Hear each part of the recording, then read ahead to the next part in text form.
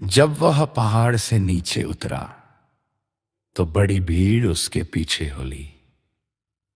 और देखो, एक कोढ़ी ने आकर उसे प्रणाम किया और कहा, हे प्रभु, यदि तू चाहे तो मुझे शुद्ध कर सकता है। और यीशु ने हाथ बढ़ाकर उसे छूकर कहा, मैं चाहता हूं, शुद्ध हो जा। और तुरंत उसका कोढ़ शुद्ध हो गया।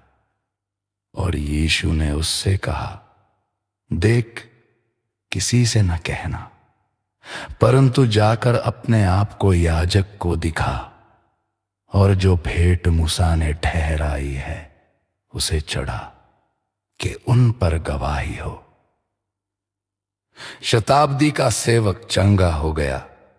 और जब यीशु कफरनहूम में आया तो एक सूबेदार उसके पास आया और उससे विनती करने लगा, हे प्रभु, मेरा सेवक घर में लकवाग्रस्त पड़ा है और बहुत पीड़ा में है।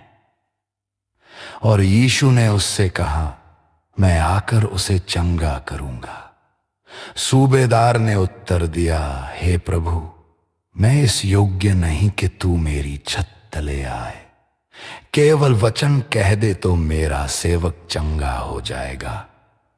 क्योंकि मैं भी पराधीन मनुष्य हूं और सिपाही मेरे हाथ में है। और जब मैं किसी से कहता हूं जा, तो वह जाता है, और किसी से कहता हूं आ, तो वह आता है। और अपने किसी सेवक से कहता हूं ये कर, तो वह करता है।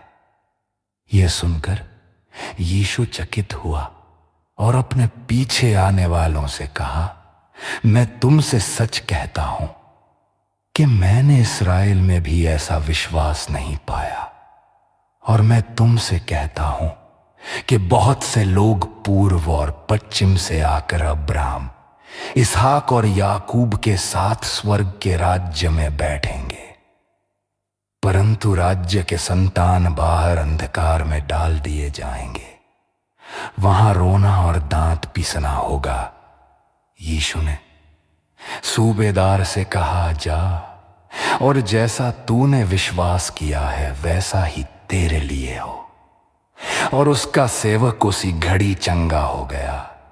पतरस की सास चंगी हुई जब यीशु पतरस के घर पहुंचा, तो उसने उसकी सास को बुखार में पड़ी देखा।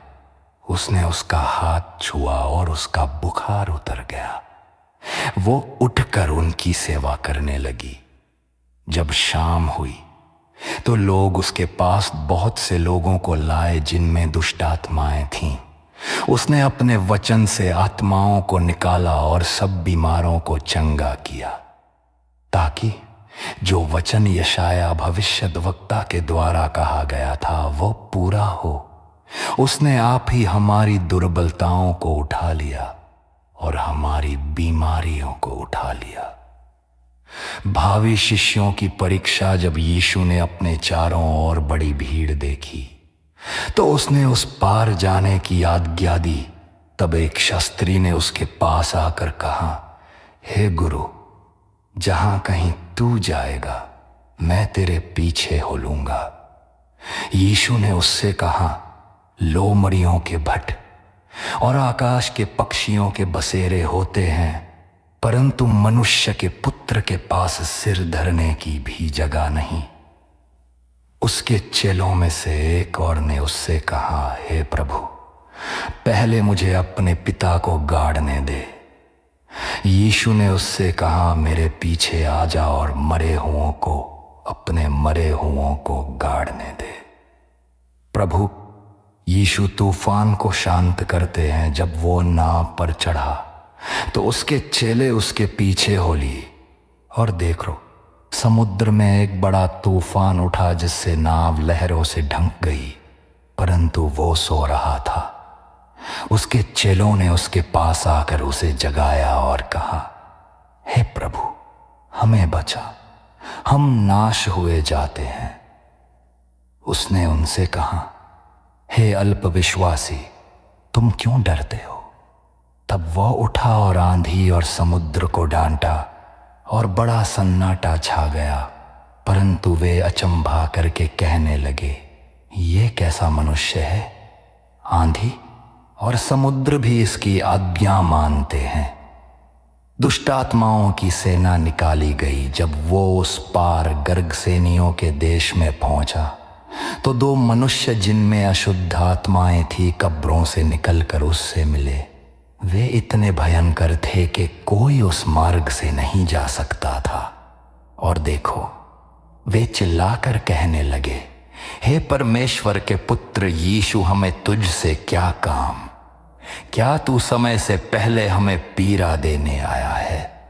और उनसे कुछ दूरी पर बहुत से सुअरों का एक झुंड चल रहा था। तब दुष्टात्माओं ने उससे विनती की, यदि तू हमें निकालता है तो हमें सुअरों के झुंड में जाने दे। उसने उनसे कहा, जाओ और वे निकलकर सुअरों के झुंड में जाने दे। और देखो, सुअरों का पूरा झुंड एक करारी सी नीची छीवने झपट कर मर गया। और उसके चरवाहे भाग गए और नगर में जाकर सपा हाल क्या सुनाया। और यदि कि उस दुष्टात्मा करस की व्यक्ति का जा हुआ था। और देखो, सारी मकर के लोग यीशु से घात करने को निकल आ रहे और उसे देखकर उससे विनती करने लगे कि हमारे देश से चला जा।